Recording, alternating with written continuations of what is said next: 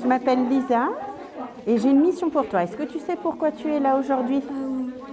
Pour faire un test salivaire. Ce matin, cette salle de classe se transforme en laboratoire mobile. Plus d'une centaine d'enfants de 6 classes différentes se prêtent ainsi au jeu, avec une mission. Tu vas pouvoir t'aider en faisant tourner ta langue dans ta bouche 5 à 10 fois. Imagine que tu manges un bonbon. Quand tu manges un bonbon, tu as de la salive. Et bien là, c'est pareil. Donc une fois que tu as de la salive dans ta bouche, quand tu te sens prêt, tu vas baisser ton masque et tu vas pouvoir prendre le flacon entre tes mains et venir mettre ta salive dans le flacon.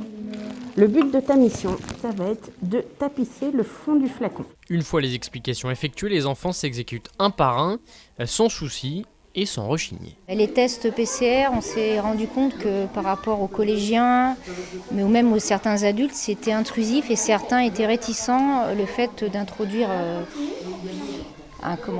quelque chose d'extérieur dans le nez pour faire le prélèvement. Et ça leur faisait peur. Du coup, là, le fait que c'est la salive, c'est beaucoup moins intrusif et plus facile à réaliser. Et les parents, pour leurs enfants, là, ils adhèrent au projet. Une opération qui s'effectue grâce à une collaboration entre l'inspection académique de Vendée et le laboratoire Biorélis de La Roche-sur-Yon. Et pour obtenir les résultats, le changement de méthode de prélèvement ne modifie pas le délai d'obtention des résultats. Au niveau après analytique, c'est sensiblement la même chose pour nous au laboratoire. Donc on rend tous les résultats en moins de 12 heures au laboratoire Biorélis. Et puis l'avantage qu'on a également, c'est qu'on va pouvoir faire le criblage derrière. Donc le criblage, c'est la recherche de variants anglais, sud-africains, brésiliens. L'avantage, c'est d'avoir une très grande réactivité.